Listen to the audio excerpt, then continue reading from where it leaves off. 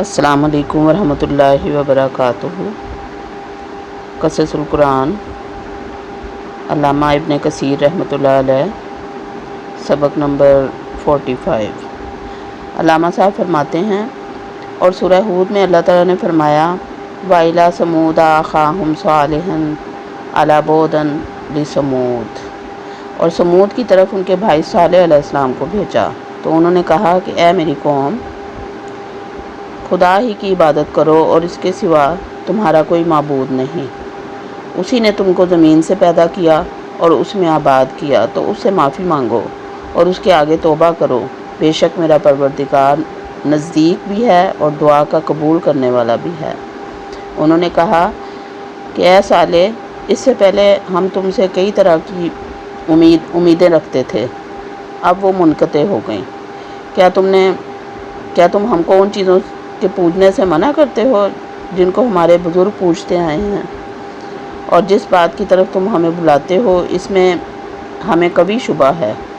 صالح علیہ السلام نے کہا اے قوم، بھلا دیکھو تو، اگر میں اپنے پروردگار کی طرف سے کھلی دلیل پر ہوں اور اس نے مجھے اپنے ہاں سے نبوت کی نعمت بخشی ہو، تو اگر میں خدا کی نافرمانی کروں تو اس کے سامنے میری کون مدد کرے گا؟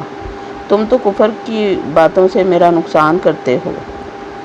اور یہ بھی کہا کہ اے میری قوم، یہ خدا کی اونٹنی میرے لیے ایک نشانی ہے۔ اے میری قوم، یہ خدا کی اونٹنی تمہارے لیے ایک نشانی یعنی معجزہ ہے، تو اس کو چھوڑ دو کہ خدا کی زمین میں جہاں چاہے چرے پھرے اور اس کو کسی طرح کی تکلیف نہ دینا، ورنہ تمہیں جلد عذاب آ پکڑے گا۔ مگر انہوں نے اس کی کونچیں کاٹ ڈالی۔ تو حضرت صالح علیہ السلام نے فرمایا کہ اپنے گھروں میں تم 3 دن اور فائدہ اٹھا لو، یہ ایک ایسا وعدہ ہے کہ جھوٹا نہ ہوگا۔ جب ہمارا حکم آ گیا تو ہم نے صالح علیہ السلام کو اور جو لوگ ان کے ساتھ ایمان لائے تھے ان کو اپنی مہربانی سے بچا لیا اور اس دن کی رسوائی سے محفوظ رکھا۔ بے شک تمہارا پروردگار طاقتور اور زبردست ہے۔ اور جن لوگوں نے ظلم کیا تھا ان کو چنگھاڑ کی صورت میں عذاب نے آ پکڑا تو وہ اپنے گھروں میں اوندے پڑے رہ گئے، گویا ان میں کبھی بسے ہی نہ تھے۔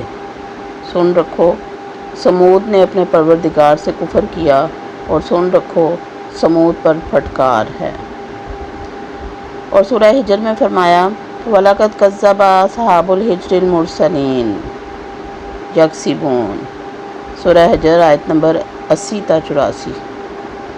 اور وادی ہجر کے رہنے والوں نے بھی پیغمبروں کو جھٹلایا، اور ہم نے ان کو اپنی نشانیاں دیں اور وہ ان سے منہ پھیرتے رہے۔ اور وہ پہاڑوں کو تراش تراش کر گھر بناتے تھے کہ امن اور اطمینان سے رہیں گے، تو چیخ نے ان کو صبح ہوتے ہی آ پکڑا، اور جو کام وہ کرتے تھے ان کے کچھ بھی کام نہ آئے۔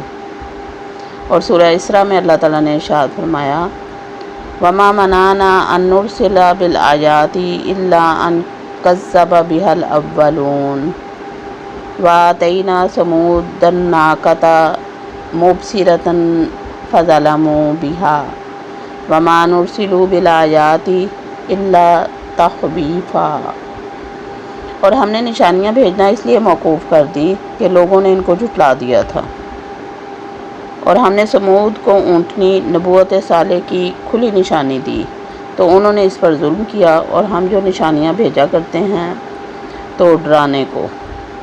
اور سورہ شعراء میں اللہ تعالیٰ نے فرمایا کذبت ثمود المرسلین لہو العزیز الرحیم، الشعراء 141 سے 159۔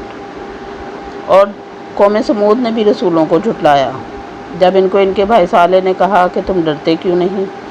میں تو تمہارا امانت دار پیغمبر ہوں، خدا سے ڈرو اور میرا کہنا مانو، اور میں اس کام کا تم سے کوئی صلہ نہیں مانگتا، میرا صلہ تو خدائے رب العالمین کے ذمہ ہے۔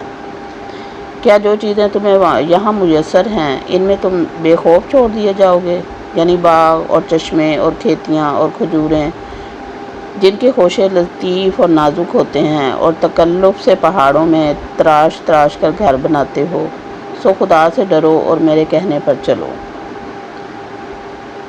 اور حد سے تجاوز کرنے والوں کی بات نہ مانو جو ملک میں فساد کرتے ہیں اور اصلاح نہیں کرتے۔ وہ کہنے لگے کہ تم تو جادو زدہ ہو، تم اور کچھ نہیں ہماری طرح کے آدمی ہو، اگر سچے ہو تو کوئی نشانی پیش کرو۔ صالح علیہ السلام نے کہا کہ دیکھو یہ اونٹنی ہے، ایک دن اس کے پانی پینے کی باری ہے اور ایک معین روز تمہاری باری ہے، اور اس کو کوئی تکلیف نہ دینا، نہیں تو تم کو سخت عذاب آ پکڑے گا۔ تو انہوں نے اس کی کونچیں کاٹ ڈالی، پھر نادم ہوئے، سو ان کو عذاب نے آ پکڑا، بے شک اس میں نشانی ہے اور ان میں اکثر ایمان لانے والے نہیں تھے، اور تمہارا پروردگار تو غالب اور مہربان ہے۔